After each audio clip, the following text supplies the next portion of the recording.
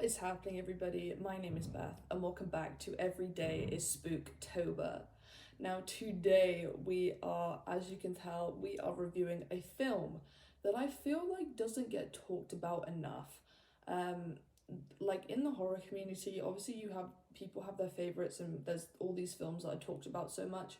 Yet this one, it seems to have just like slipped through people's fingers, and like I don't really see people talking about Carrie. But Carrie from 2013 is what we are going to be talking about today and reviewing. Just a little heads up, I have seen Carrie before, years ago when it, like around when it first came out. And then I recently bought it on DVD and rewatched it. I just wanted to talk about it because it, like I said, I feel like it's a very underrated film. Obviously, Carrie comes from the OG 1976 film, which, okay, don't be mad at me, I haven't seen it, have it on DVD, and I am going to be watching it very soon and reviewing it very soon. I think watching the remake just sort of sparked my interest in the original more. People speak really highly of the original, and it's got quite a good rating.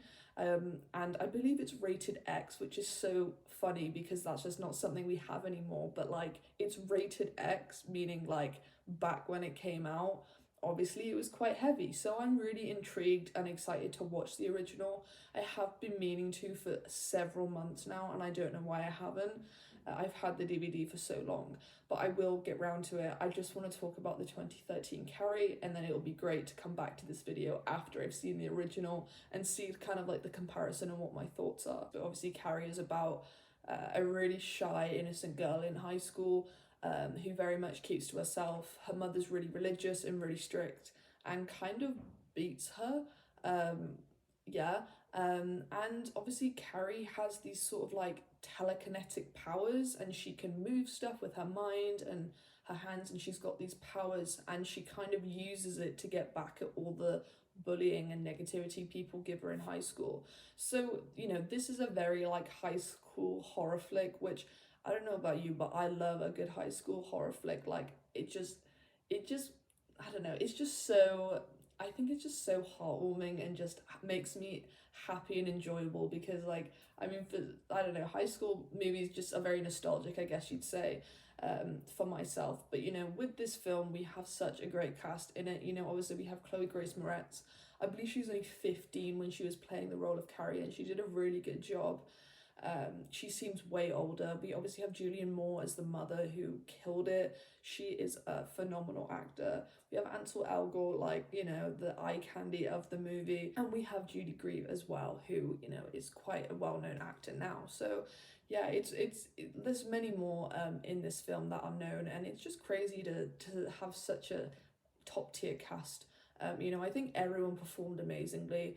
I think with these kind of films now, especially, it's hard to kind of take the idea of Carrie seriously because it's kind of like magic in a way. Like, you know, she's moving stuff, she's doing stuff with her mind. She has like powers, which I think nowadays can kind of be seen in film as quite comedic and silly.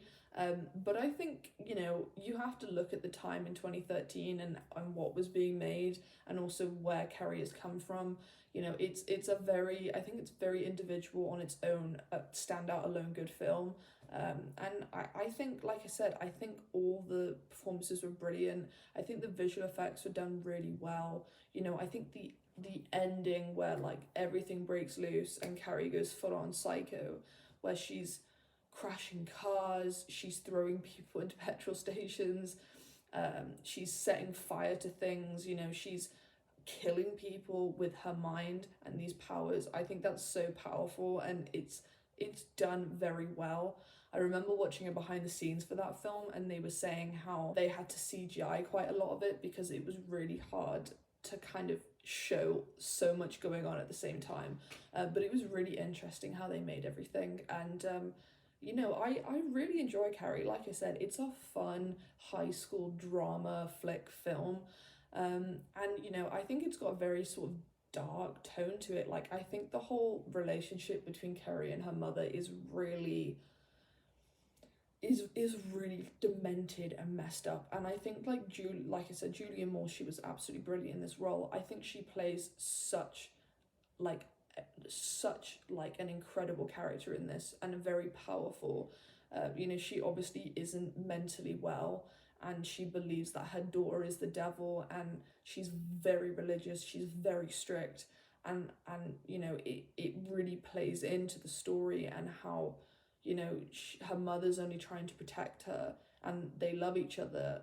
However, like, Carrie's obviously making all these decisions that her mother doesn't like, which kind of leaves her to no choice than to harm her or hurt her in order to show her that you can't do these things, you can't go out, you can't see a boy, you can't do this, you have to just do as I say. But obviously Carrie can take the full control over her mother and lock her in a closet, do all this kind of stuff to her, and I mean, she essentially kills her at the end.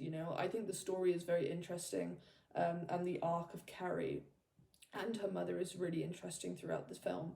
And I think it's like a very much good breath of fresh air. Like, I feel like a film like this would not be coming out nowadays, and I think as well maybe that's why the original was so heavy back then, because it does have themes of mental health, self-harm, bullying to an extreme level, and a lot of these things aren't really acceptable now. People are more sensitive to things, and that's fine. But I think it's a powerful film, and I really do love Carrie.